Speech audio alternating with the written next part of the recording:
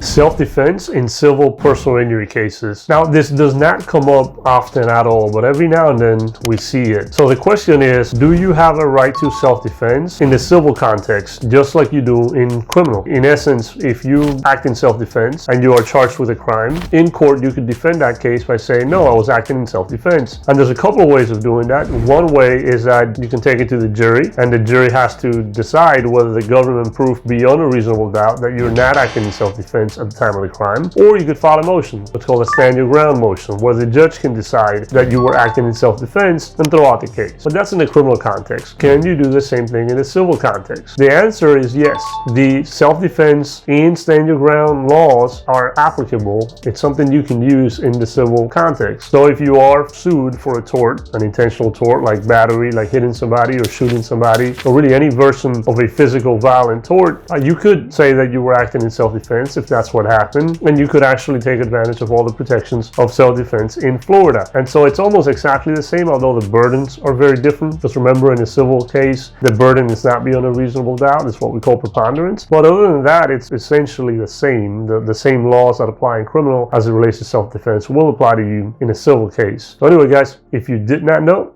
now you know.